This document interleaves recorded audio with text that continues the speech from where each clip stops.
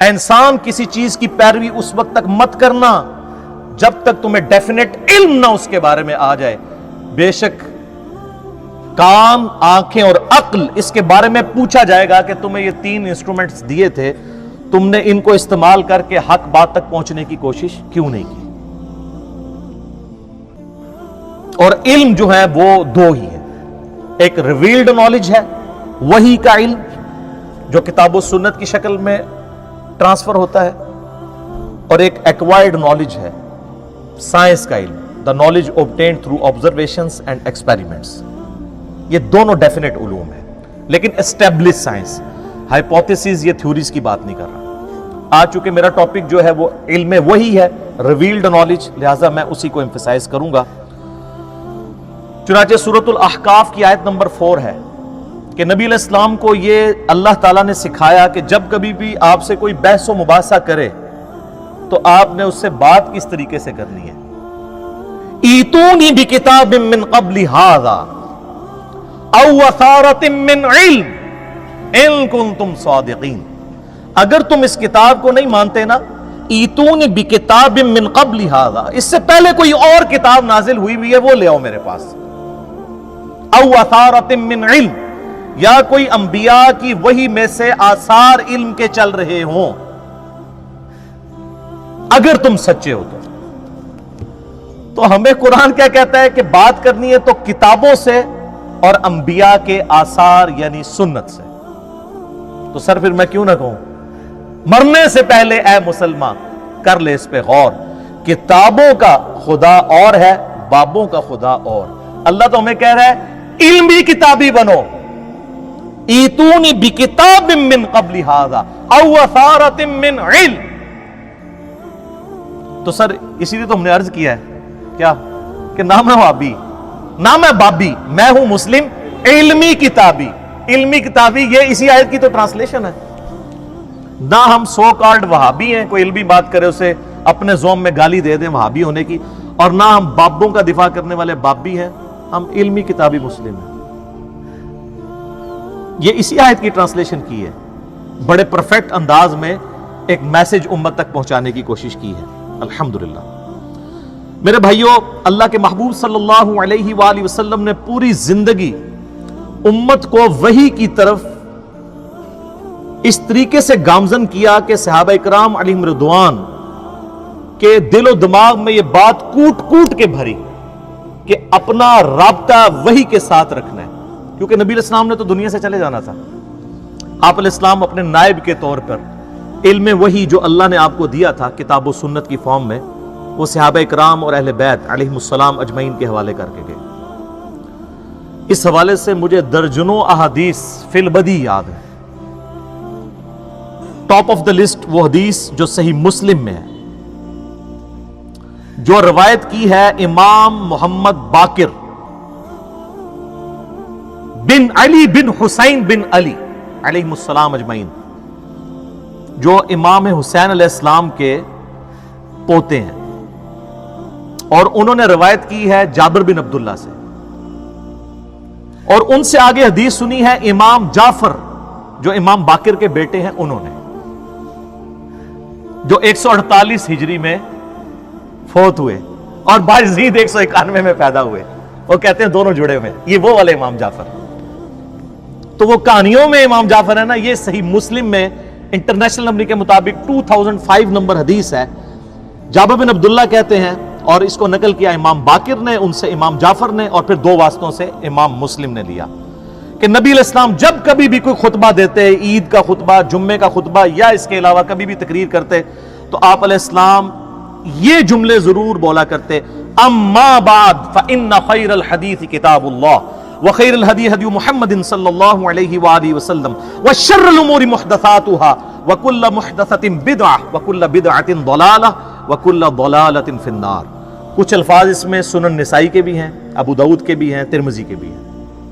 بہرحال مین جو پورشن ہے وہ صحیح مسلم کی یہ حدیث ہے.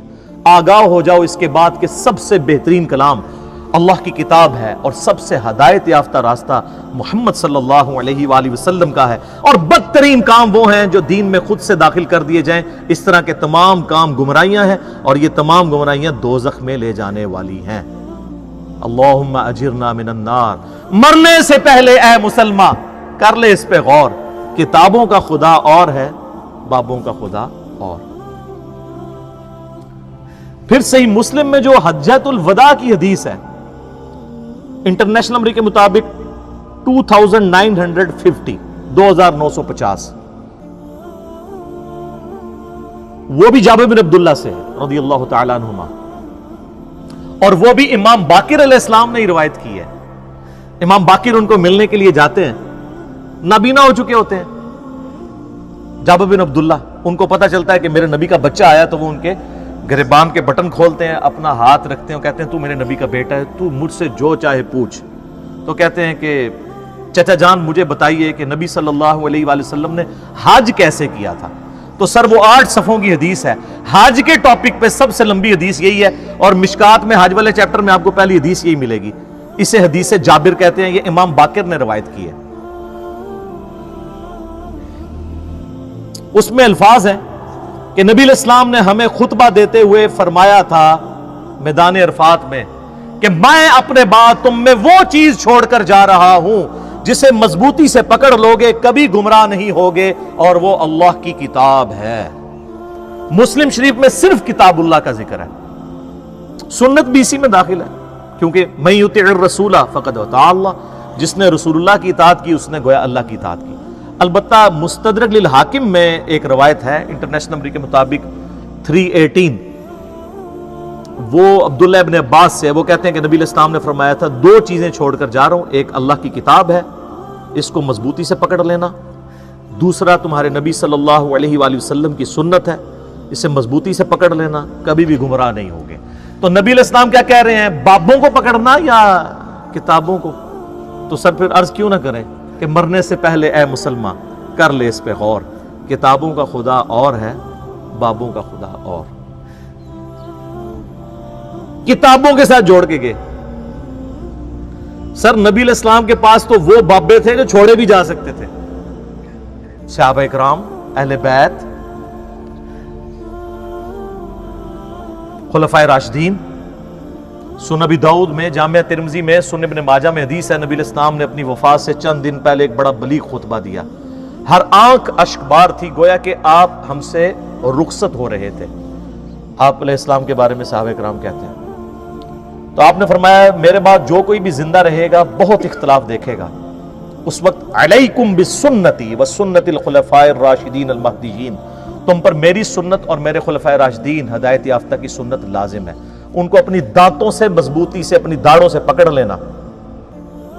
خلفائے راشدین کی سنت کیوں؟ کہ نبی علیہ السلام کو کانفیڈنس تھا کہ یہ وہ بابے ہیں جو اپنی عبادت نہیں کروائیں گے بلکہ میری تعلیمات ہی تم تک پہنچائیں گے، اور پلس وہ اجماع امت کے ذریعے چل رہے ہوں گے، انڈیویجول کی رائے نہیں ہوگی، اور وہ قیامت تک کے لیے ہمارے لیے حجت۔ البتہ کوئی پرسنالٹی آپ نے اس حوالے سے نہیں چھوڑی کہ اس کو پکڑ لینا۔ کیوں؟ بھئی نبی علیہ السلام کے 2 سال کے بعد سیدنا ابوبکر بھی فوت ہو گئے، 13 سال کے بعد سیدنا عمر بھی شہید، 25 سال کے بعد سیدنا عثمان بھی شہید، 30 سال کے بعد مولا علی بھی شہید، خلافت راشدہ ختم، اور آخری صحابی ابو طفیل عامر بن واثلہ المتوفا 110 ہجری، نبی علیہ السلام کی وفات کے 100 سال کے بعد آلموسٹ دنیا سے وہ بھی چلے گئے۔ آج 1441 ہجری ہے، آخری صحابی کو فوت ہوئے ہوئے بھی 1331 سال ہو چکے ہیں۔ تو آپ کون سا ایسا بندہ چھوڑ کے جاتے ہیں جس کی عمر اتنی لمبی ہوتی؟ تو آپ نے ہمیں کتابوں کے حوالے کیا ہے، بابوں کے حوالے نہیں۔ ہاں وہ بابے ہمارے سر کا تاج ہیں جو ہمیں کتابوں سے جوڑیں، کیونکہ بابوں کی عزت کتابوں کی وجہ سے۔ اگر بابے کتابوں کے دشمن بن جائیں اور کہیں کتابوں سننا ڈائریکٹ نہ پڑھنا گمراہ ہو جاؤ گے، تو ایسے بابوں کو چاٹنا ہے، یہ تو دشمن ہے۔ اور وہ یہ بابے ہیں ہمارے امام، جنہوں نے اپنی کوئی بات نہیں، ہمارے محبوب صلی اللہ علیہ وآلہ وسلم کی تعلیمات منو ان ہم تک پہنچائی، الحمدللہ۔ پھر نبی علیہ السلام کا جو غدیر خم کا خطبہ ہے، اپنی وفات سے 2.5 مہینے پہلے آپ نے حجۃ الوداع سے واپسی پر مکے سے مدینے آتے ہوئے خم نامی گاؤں میں خطبہ دیا، اونٹ کے پالان کا ممبر لگایا گیا، آپ علیہ السلام نے کنکلوڈنگ گفتگو کی۔ صحیح مسلم میں اوپر تلے 4 احادیث ہیں انٹرنیشنل نمبر کے مطابق 6225 سے 6228 تک۔ اے لوگو آگاہ ہو جاؤ، میں بھی ایک انسان ہوں، قریب ہے کہ اللہ کا قاصد یعنی موت کا فرشتہ میرے پاس آئے اور میں اس کی دعوت قبول کر لوں۔ میں اپنے بعد تم میں 2 بھاری چیزیں چھوڑ کر جا رہا ہوں، ان میں سے پہلی چیز اللہ کی کتاب ہے، اس میں ہدایت ہے، اس میں نور ہے، تم اللہ کی کتاب کو پکڑو، اپنا تعلق اس کتاب کے ساتھ مضبوط کرو۔ اللہ کی کتاب اللہ کی رسی ہے، جو اسے پکڑے گا وہ ہدایت پر ہوگا، جو چھوڑ دے گا گمراہ ہو جائے گا۔ زید بن ارقم کہتے ہیں پھر نبی علیہ السلام ہمیں ترغیب دلاتے رہے، اللہ کی کتاب، اللہ کی کتاب، اللہ کی کتاب۔ وَاعْتَصِمُوا بِحَبْلِ اللَّهِ جَمِيعًا وَلَا تَفَرَّقُوا، سورہ آل عمران آیت نمبر 103۔ یہ غدیر خم کی حدیث میں ہے کہ وہ قرآن ہے رسی۔ اور پھر فرمایا دوسری بھاری چیز میرے اہل بیت ہے، میں اپنے اہل بیت کے معاملے میں تمہیں اللہ کا خوف دلاتا ہوں، میں اپنے اہل بیت کے معاملے میں تمہیں اللہ کا خوف دلاتا ہوں، میں اپنے اہل بیت کے معاملے میں تمہیں اللہ کا خوف دلاتا ہوں۔ لیکن امت بالکل الٹ چلی، نہ قرآن کو پکڑا اور نہ اہل بیت کو چھوڑا، یعنی سب کو شہید کر دیا، بالکل الٹ امت چلی۔ اللہ کے فضل سے یہ وہ پلیٹ فارم ہے جس پلیٹ فارم سے قرآن کی توحید اور عقائد بھی بیان ہو رہے ہیں اور اہل بیت کا دفاع بھی ہو رہا ہے۔ سب نے لولی لنگڑی قسم کی تعلیمات لی ہوئی ہیں، یہ پرفیکٹ تعلیمات چل رہی ہیں، میری تعلیمات نہیں۔ ہم نے تو سر ہر بندے کو کتابوں کے ساتھ جوڑ دیا، میرے دنیا میں رہنے سے نہ رہنے سے کوئی فرق نہیں پڑتا۔ نبی علیہ السلام دنیا سے چلے گئے تو اسلام ختم نہیں ہوا، تو ہمارے جانے سے کیا ہوگا؟ البتہ ہم نے لوگوں کو کتابوں کے ساتھ جوڑ دیا۔ تو جس کے ہاتھ میں کتاب آ گئی تو سر کوئی مفتی، کوئی مولانا، کوئی سو کالڈ اسکالر اس کے سامنے بیٹھ نہیں سکتا۔ بخاری اور مسلم دونوں میں حدیث ہے، عبداللہ ابن ابی اوفا، یہ آخر میں فوت ہونے والے صحابہ میں سے ہیں، 86 ہجری میں فوت ہوئے۔ ان کو کچھ تابعین ملنے کے لیے آئے، ان میں سے ایک سیدنا طلحہ بھی تھے تابعی۔ انہوں نے پوچھا کہ بتائیے کیا اللہ کے محبوب صلی اللہ علیہ وآلہ وسلم نے کوئی وصیت فرمائی تھی اپنے بعد؟ تو انہوں نے کہا نبی علیہ السلام نے اپنا وصی کسی کو نہیں بنایا۔ تو انہوں نے کہا پھر امت کے لیے کیوں ضروری ہے کہ وصیت کو فالو کرے؟ انہوں نے کہا اس لیے کہ اللہ کے نبی علیہ السلام نے ہمیں کتاب اللہ کے مطابق چلتے رہنے کی وصیت فرمائی تھی۔ یہ ہے وصی رسول، یہ ہے خلیفۃ الرسول۔ یہ حدیث بخاری اور مسلم دونوں میں ہے، اور بخاری میں نبی علیہ السلام کی وفات کے چیپٹر میں یہ حدیث موجود ہے کہ نبی علیہ السلام نے اپنا وصی کسے بنایا تھا؟ کتاب اللہ کو۔ کیونکہ وصی تو وہ ہونا چاہیے جو قیامت تک پھر رہے بھی نا۔ کوئی انسان ہوتا تو اس نے تو مار ہی جانا تھا، اس کا سٹیٹس وہی ہو جانا تھا۔ قرآن آج بھی زندہ ہے، قیامت تک کے لیے زندہ ہے۔ بخاری مسلم دونوں میں حدیث ہے، نبی علیہ السلام نے فرمایا اللہ نے ہر نبی کو کوئی نہ کوئی معجزہ دیا تھا، اور اس نبی پر ایمان لانے والے لوگوں کی تعداد ڈیپینڈ کرتی تھی اس معجزے پر۔ مجھے اللہ نے وحی کا معجزہ دیا ہے، میں اللہ سے امید کرتا ہوں سب سے زیادہ متبعین قیامت والے دن میری امت سے ہوں گے، کیونکہ میرا معجزہ سب سے بڑا ہے۔ آپ نے یہ مردے بخشوانے کا ذریعہ سمجھا ہوا ہے اس معجزے کو۔ یہ وہ معجزہ ہے جو نبی علیہ السلام کا واحد معجزہ ہے جس پہ دعوی نبوت ہے۔ اب یہ میرا فیوریٹ ٹاپک ہے، میں اس پہ گھنٹوں بول سکتا ہوں قرآن کے حوالے سے، لیکن آج میں نے آپ کو یہ بنیادی باتیں اس لیے بتائیں، کس لیے کہ مرنے سے پہلے اے مسلمان کر لے اس پہ غور۔ کتابوں کا خدا اور ہے، بابوں کا خدا اور۔ اب دوسری طرف جو بابے ہمیں کتابوں سے دور کرتے ہیں اور عزت اویل کر رہے ہوتے ہیں کتابوں کے نام پر، انہوں نے آپ دیکھیں اتنی بڑی بڑی وہ درسی کتابیں رکھی ہوتی ہیں عربی والی، شوکیس میں بھی اتنی کتابیں سجا کے رکھی ہوئی ہیں۔ اللہ کے فضل سے آپ ان پہ ہاتھ لگائیں تو آپ کو باریک سی مٹی بھی نظر آئے گی کہ کبھی کسی نے کھولی نہیں ہے، آپ پہ روب ڈالنے کے لیے۔ یہ روب ڈالنے والی نہیں ہے، ان کے اندر تو نوٹس بنے ہوئے ہیں۔